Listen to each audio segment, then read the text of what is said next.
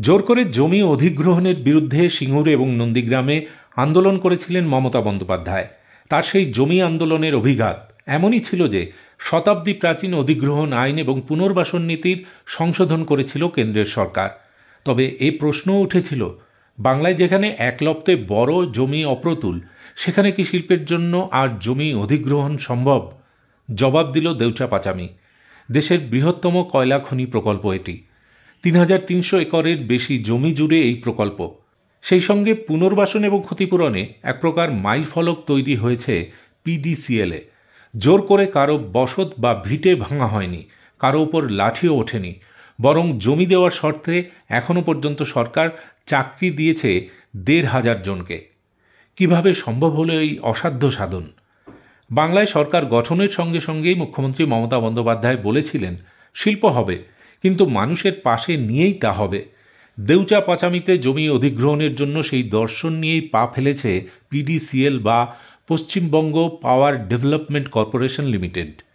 সিঙ্গুরে জমি অধিগ্রহণের ক্ষেত্রে বড় ভুল ছিল কৃষকদের সঙ্গে কোনো আগাম আলোচনা না করা। জানিয়ে প্রাক্তন মুখ্যমন্ত্রী জ্যোতি বসুও প্রশ্ন তুলেছিলেন। তিনি বলেছিলেন, আমাদের তো কৃষক সভা রয়েছে, তাদের সঙ্গে একবারও কথা বলা হলো না কেন? দেউচা পাচামিতে হয়েছে উল্টোটা। গ্রাম সভা ডেকে স্থানীয় মানুষদের সঙ্গে আলোচনা করা হয়েছে। পিডিসিএল এর কর্তাদের দাবি, তারা বিশেষ করে পরিবারের মহিলাদের সঙ্গে আলাদা করে কথা বলেছেন।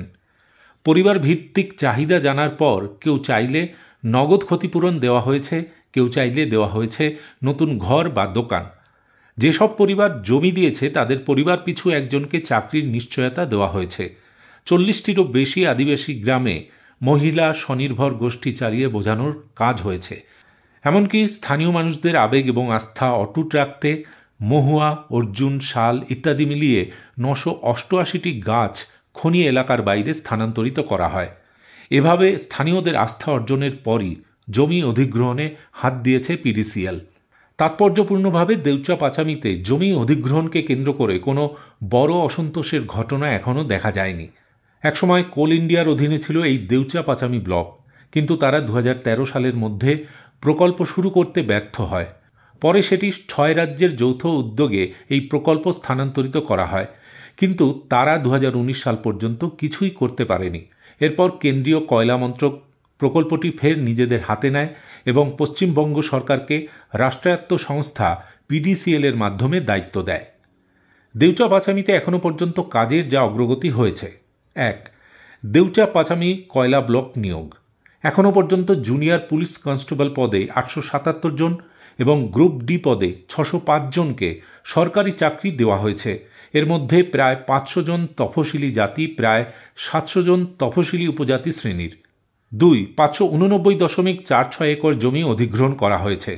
প্রতি একর জমির জন্য ৩৯ লক্ষ টাকা করে ক্ষতিপূরণ দেওয়া হয়েছে। এই মুহূর্তে প্রায় ৪৭০০ জন রায়ত সম্পত্তি ফর্মে সই করেছেন। ৩. বসতবাড়ি এবং পুনর্বাসন। ভূমি হারানো পরিবারগুলির জন্য ৭০০ বর্গফুটের বাড়িসহ মডেল পুনর্বাসন কলোনি গড়ার পরিকল্পনা নেওয়া হয়েছে।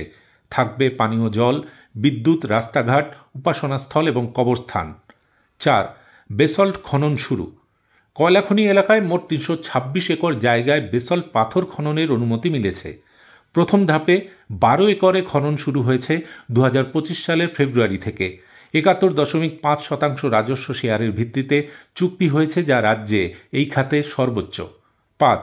বিশ্বমানের খনন পদ্ধতির সন্ধান। ভূতাত্ত্বিক প্রতিবেদন অনুসারে এই ব্লকের ৮০% কয়লা মজুত রয়েছে ৩০০ মিটারের বেশি গভীরে, যার উপরে রয়েছে ২০০ মিটার পুরু বেসল্ট স্তর।